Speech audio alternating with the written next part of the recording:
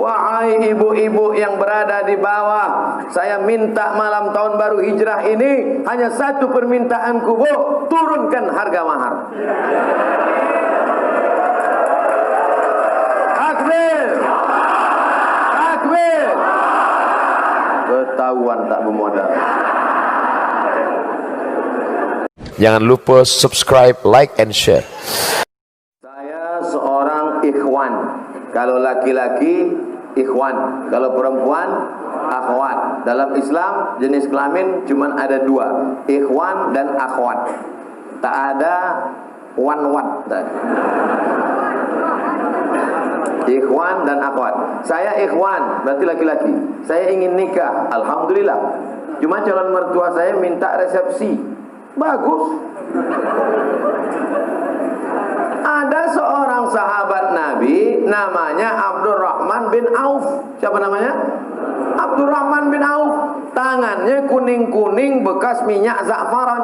Minyak za'faran dipakai ketika orang nikah. Nabi nanya, Abdurrahman bin Auf, iya, itu tanganmu kuning-kuning? Iya. Kamu nikah? Iya. Aulim walau bisatin, potonglah kambing. Kenapa enggak buat resepsi? Calon mertua minta resepsi, bagus, tapi harus megah. Wa na'udzubillah.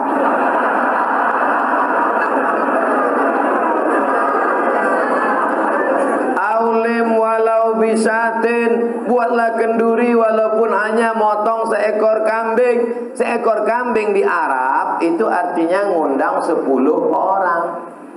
Karena di Arab itu kalau kambing 1 ekor itu 10 orang. Artinya buatlah kenduri, walimah, resepsi walaupun yang diundang hanya 10 orang, 1 ekor kambing. Karena di sana motong kambingnya. Di sana Mesir motong ayam itu cuma 2 kali potong. 1, 2, 1, 2. Ayam paling kecil 1/4. Bukan seperti kita dimutilasi. Hancur. Tempat kita lihat, ini kena Hiroshima Nagasaki.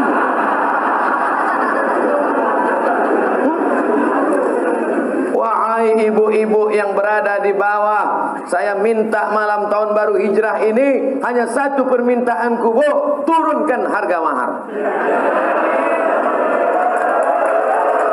Takbir, takbir. Ketahuan tak bermodal. Yang penting anakmu menikah dengan laki-laki yang soleh-soleh ini, soleh. Aku bersaksi di hadapan Allah bahwa yang ada di hadapanku ini adalah pemuda yang soleh-soleh.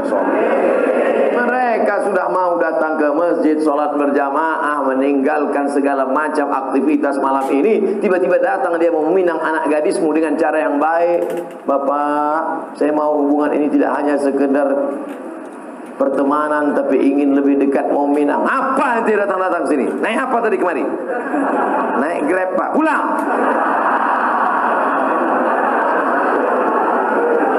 Iyakunu fuqara. Kalau yang datang itu miskin, susah, yughnihimullah. Ada rezeki sendiri, ada rezeki berdua, ada rezeki bertiga. Digabungkan Allah rezeki, dibukakannya pintu-pintu rezeki. Idza ja'akum man tardawna dinahu, kalau datang meminang anak gadismu laki-laki, dinahu, agamanya baik, wa khuluquhu, akhlaknya baik, fazawwijuhu, nikahkan dia dengan anakmu. Kalau kebetulan kau kaya, mobilmu mewah, duitmu banyak, katakan kepada dia, kau jaga anakku baik-baik, masalah urusan belanja ku tanggung dulu beberapa bulan, tapi jangan lama-lama kali. Sementara Allah bukakan pintu rezeki untukmu. Tapi kalau kau macam-macam sama anakku, habisi kau nanti.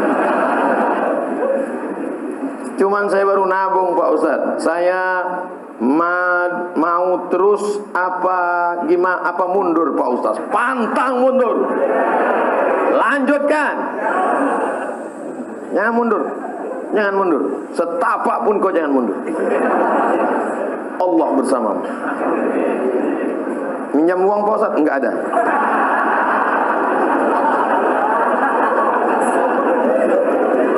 Ustaz, saya mau nanya, jika ibu saya menikah lagi dengan laki-laki lain, ayahnya udah meninggal, sekarang dia tinggal sama ibunya mau nikah lagi, kira-kira begitu, apakah saya harus menghormati dan menyayangi bapak baru saya seperti bapak kandung saya, sedangkan kakak-kakak saya melarang saya untuk mendekatinya?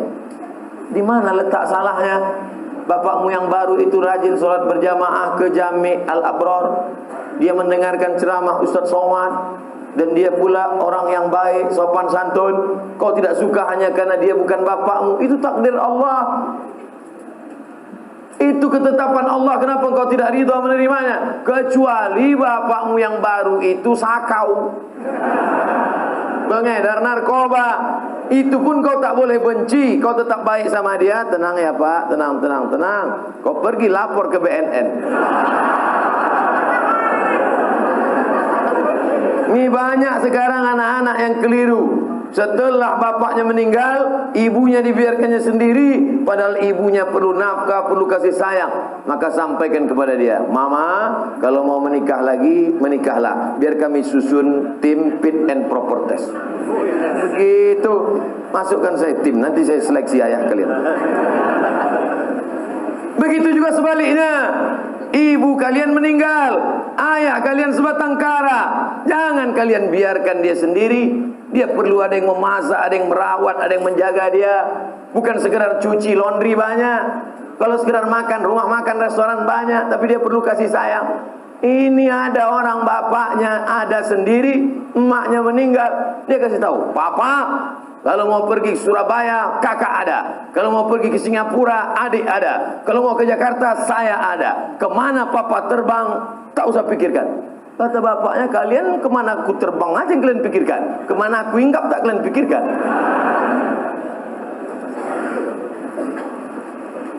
Saya ingin nanya, saya punya saudara. Di saat orang tua kami belum meninggal, sudah meninggalkan wasiat dalam warisan. Tapi sekarang setelah orang tua kami meninggal, saudara kami itu serakah, atau bisa dibilang ingin menguasai warisan yang telah diwariskan kepada saya. Bagaimana tanggapan Ustadz tentang kejadian ini? Lapor ke pengadilan agama. Di sana ada jurusita, di sana ada formulirnya. Nama yang meninggal, isi. Ahli waris, isi. Sebutkan semua ahli waris, lalu serahkan ke pengadilan. Nanti keluar, ini dapat sekian, istri dapat 1/8, karena ada anak dapat 1/4, anak laki-laki 2 kali bagian anak perempuan. Dulu ada wasiat tidak boleh lebih dari 1/3 harta, maka tunjukkan sama dia, Bang, kakak, brother, nih jatah saya. Kalau kau macam-macam, ku jebloskan kau ke penjara. Tentu tidak kasar begitu, lembut. Abang, kau dari rahim yang sama dengan aku tak ingin menganiayamu. Aku buat laporan ini bukan karena aku dengki dan marah, tapi karena aku tak ingin kau makan haram. Keras sekali Pak Ustaz. Aku tak ingin kau makan haram. Kalau ada kalian menuntut adik, abang, kakak, itu bukan berarti zalim, tapi menjaga dia, anaknya dan istrinya supaya jangan sampai makan haram. Bayangkan ini kalau didiamkan, dikuasainya harta warisan, tanah dikuasainya, kebun dikuasainya, angkot dikuasainya, makan haram dia, anaknya, cucunya, istrinya. Maka selamatkan saudara ini dengan cara menegakkan hukum warisan ke kantor pengadilan agama. Ada jurusita, disita nanti itu. Saya sudah setahun hijrah. Lalu belum lama ini saya bertemu kembali dan dengan mantan yang dulu pernah saya kenal. Berarti CLBK, cucian lama belum kering. Anak-anak ketawa macam paham.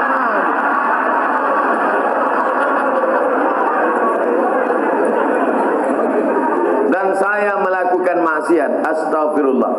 Dulu saat ini saya berusaha untuk kembali meningkatkan iman saya, tapi rasanya sangat berat ujiannya.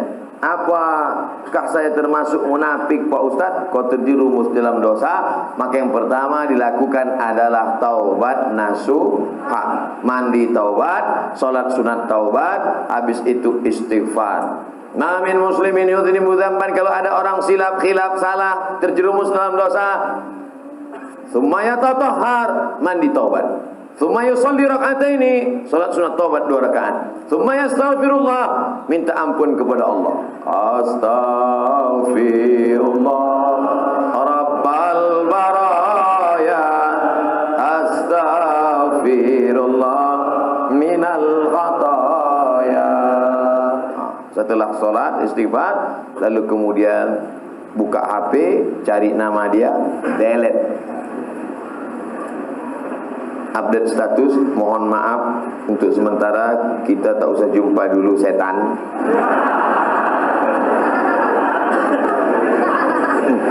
Inna syaitana lakum aduwan, setan itu musuh bagi kamu. Fattakhiruhu aduwa, jadikan dia sebagai musuh. Setan tidak pernah ngajak selingkuh.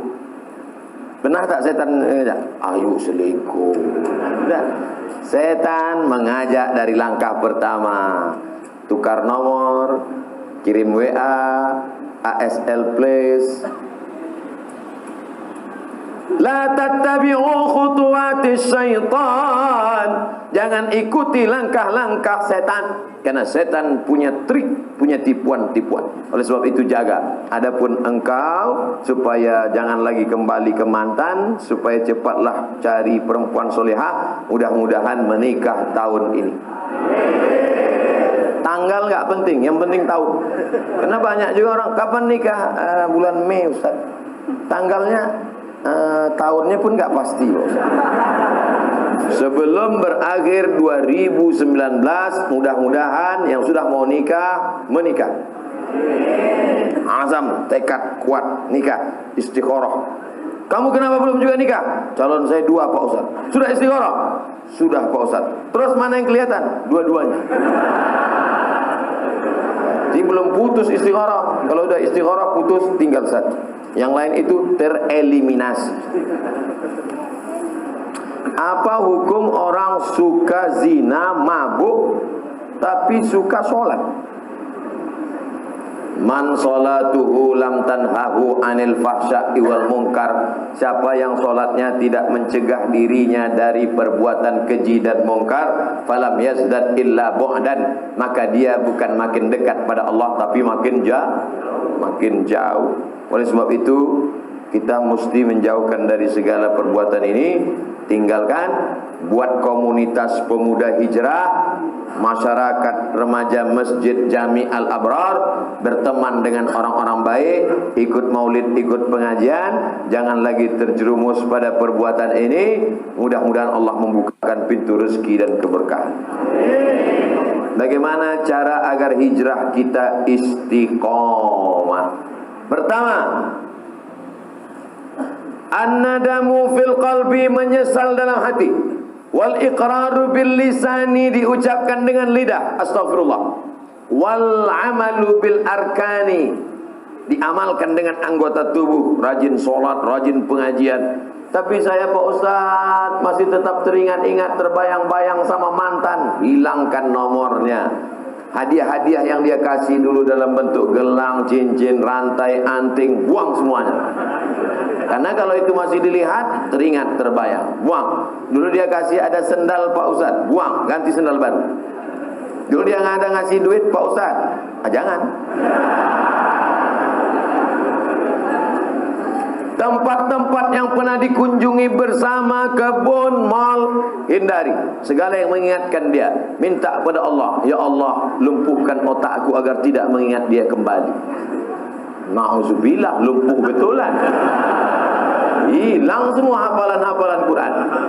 Supaya hanya berzikir. Walladzina idza fa'alu fahishatan, kalau ada terlintas di pikiran macam-macam, aw zalamu anfusahum, kalau dia menganiaya dirinya, zakarullah, istighfar. Jadi yang pertama, taubat nasuha dengan syarat dan ketentuan berlaku. Yang kedua, menggabungkan diri dengan komunitas hijrah. Bapak-bapak yang sudah hijrah, komunitas. Anak-anak muda yang hijrah, komunitas. Anak-anak belum ada dosa lagi. Kalian belum ada dosa, belum akil balik. Kalau mau ribut, ribut lah sekarang.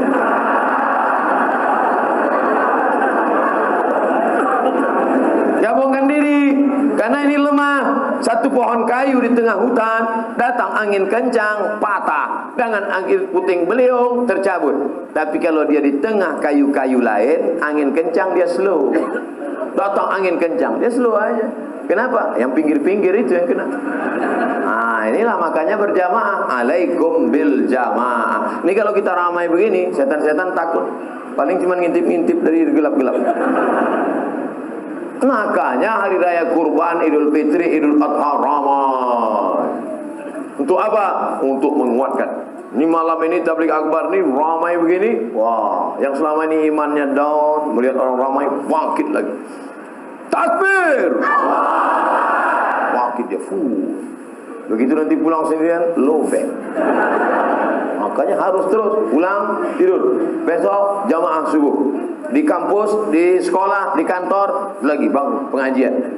Komunitas FPI, komunitas jamaah, komunitas Born to Ride to Jannah. Oh, geng motor. Kap 70. Mantap. Touring. Oh, mana-mana. Touringnya bukan tanggung 6 jam. Di bengkel 4 jam. Enggak apa-apa. Yang penting kebersamaannya, bro.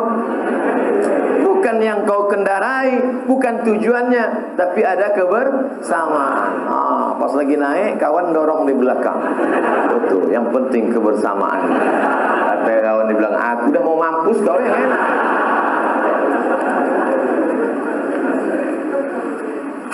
Pertama, menyesal dalam hati, diikrarkan di lidah, diamalkan dengan anggota tubuh, menyesal. Lalu kemudian setelah itu menggabungkan diri dengan komunitas. Yang ketiga, sering-sering ziarah kubur dan ngelihat orang sakit. Saya pergi ngelihat orang sakit, anak muda umur 23 tahun mandi di pantai, tiba-tiba luka sedikit aja. Tiba-tiba Allah beri ujian, dalam waktu 9 bulan kanker kulit dari atas sampai ke bawah. Harus dibawa ke rumah sakit. Perempuan seperti hamil 9 bulan. Ibu sudah berapa lama? Baru 4 bulan. Apa ini? Cancer. Orang barat menyebutnya cancer, C-A-N-C-E-R, cancer. Orang kita payah nyebut cancer. Apa ini? Kanker, tumor. Harus dibuang daging dalam.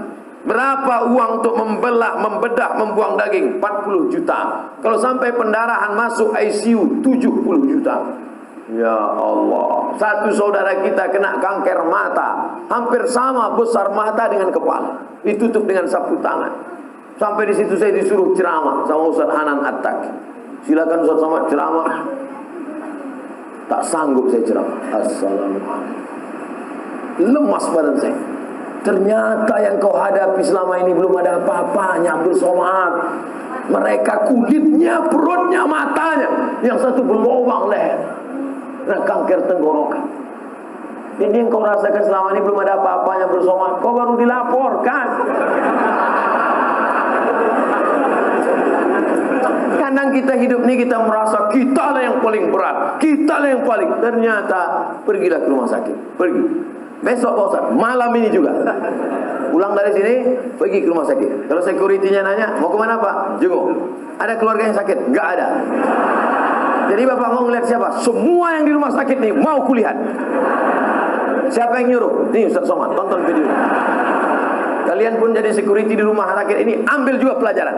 Ceramahi security itu malam ini. Hai security yang bekerja di rumah sakit, berapa banyak orang sakit yang kalian lihat? Kenapa tak pernah mengingatkan kalian kepada kematian? Hai dokter spesialis, kenapa gaji kalian tak kalian sedekahkan? Keluarkan duit, potong upload, like and share. Saudara yang dimuliakan Allah Subhanahu wa taala, apa yang kita cari hidup yang singkat ini kalau bukan mempertahankan iman istiqomah dan amal soleh. Yang disampaikan Ustaz Abdul Somad malam ini hanya sekutil, hanya seupil, hanya segelintir, 0,1% dari kajian Islam. Makanya besok kalau ada kajian Habib, datang. Ada baca kitab, datang. Ada kajian Ustaz, datang. Jangan pikirkan Habib siapa, Ustaz siapa. Yang penting datang majelis ilmu. Datang, duduk, dengar, diam. Ngantuknya pun ibadah. Kalau ada kawan di sebelah, ente datang kok tidur. Tidur ini pun ibadah.